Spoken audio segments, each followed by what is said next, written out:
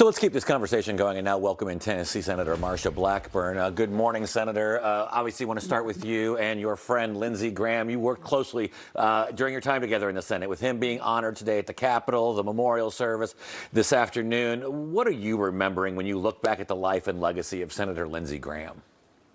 Lindsey was working with me trying to get the Save America Act passed. And as you and I have talked, I had that bill, the Election Security Partnership Act, which would give us that ability to put this in the reconciliation bill.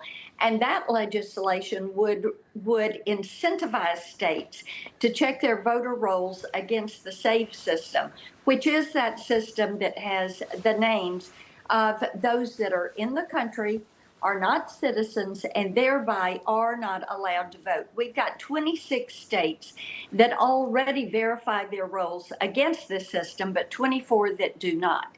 So we were working on that. I also had worked with him in support of Israel and had actually traveled to Israel with Lindsey to work on some of those issues to make certain that we continued to support our ally in the Middle East. Yes, so many things that he was working on. I know you and your fellow lawmakers are honoring him by trying to get his legislation passed, including the Russia sanctions bill as well, which I know is expected to see some votes this week. I know today also 100 senators, all of them, have been invited to that meeting with Ukrainian President Zelensky. That bill is the focus. How significant would it be to see some of his legislation that he pushed so hard for passed? Yeah, Charlotte, I was an original co-sponsor on the Russia sanction bill. We know that Russia, China, Iran, and North Korea are the axis of evil. And we know that Russia has been supporting Iran in their efforts and passing this bill, holding them to account, making certain that they stop this fighting with Ukraine. And Zelensky will be at the Capitol and the White House today.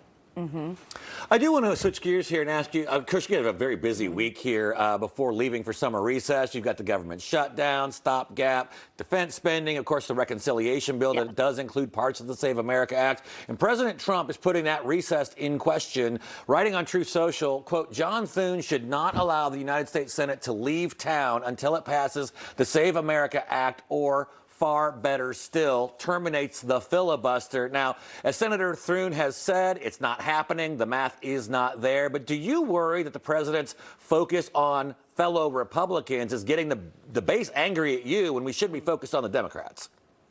No one has worked harder than President Trump to make certain that we exercise election integrity. And those of us that comprise the steering committee, which is the conservatives in the Senate, have been saying for months, we will stay here weekends and until we can get this passed, because we know this is important. Now, you and I talked last week about breaking this bill apart and doing one piece at a time. And as you know, last Monday night, I led our senators on the floor in pushing forward with just show a voter ID, that portion of the bill. So we're saying whatever it takes, if it is staying here, if it's breaking the bill in pieces, doing pieces one at a time, whatever we need to do to make certain that we pass the SAVE Act is what we need to do. And we're all in on getting the SAVE Act passed.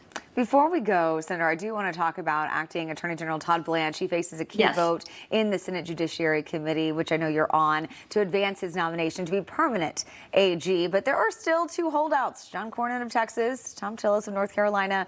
They say they need proof that the anti-weaponization fund is dead. What's your response to that?